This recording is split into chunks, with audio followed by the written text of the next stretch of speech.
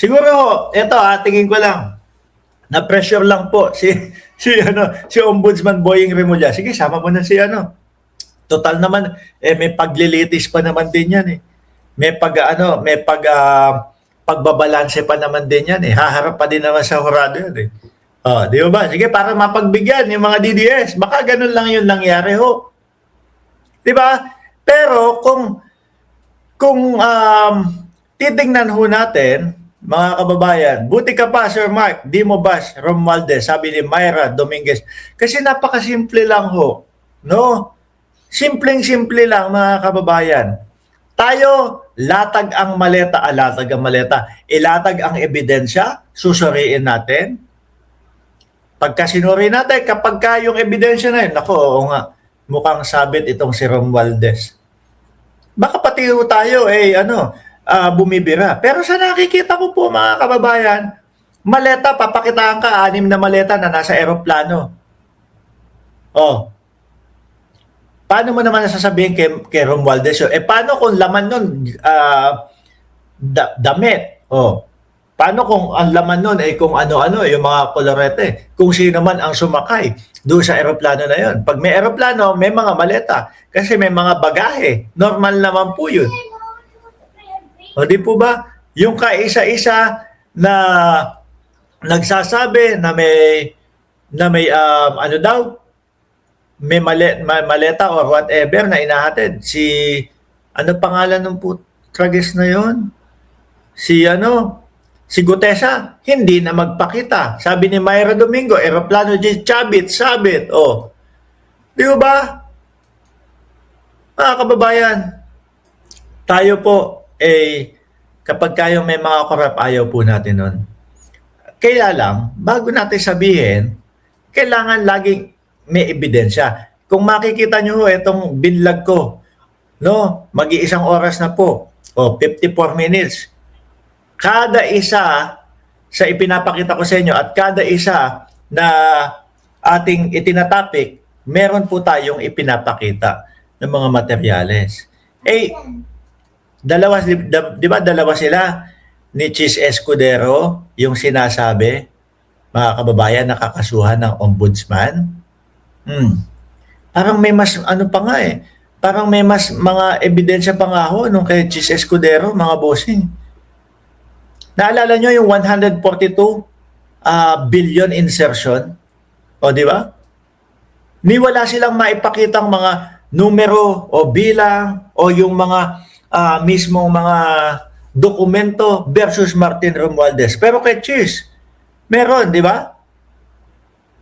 Yun yung dapat investigahan at yun yung dapat mas alamin lahat. Pati yung mga pagtanggap ni Chis Escudero, kung maalala nyo, pagtanggap ng mga campaign funds, yung mga donation, yun. Isa din yun sa sisilipin, mga bossing. Ngayon, ang nakita natin doon sa Philippine Morning News, no? Sabi dito, Chis Escudero, magbabaybay na sa Senado? Bakit kaya? No? Hindi naman po porket kung mag-resign man or kung whatever. Sabi ni Myra Domingo, tahimik ni Chis. Hanggang ngayon, tingin ko, stress si Boss Chis. Mga kababayan. Kasi talagang sa history niya, no, sa buong time na siya ay politiko, walang ganito no?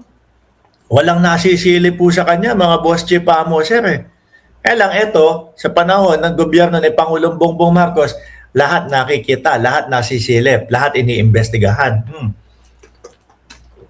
Kung mag-bye-bye, mag-resign or whatever, hindi po ibig sabihin yan na ihihinto yung mga sa kanya, yung mga investigation sa kanya. Tuloy pa din ho yan.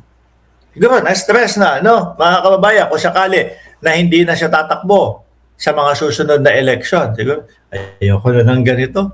No, hindi na safe, no? Kaya sabi dito, ayon daw doon sa mga political analyst, plano na umano ni Chis na umalis sa pagkasenador matapos magpahayag ang Senado na ayaw na nitong nasasama ang kanyang mga pangalan sa survey. Aba,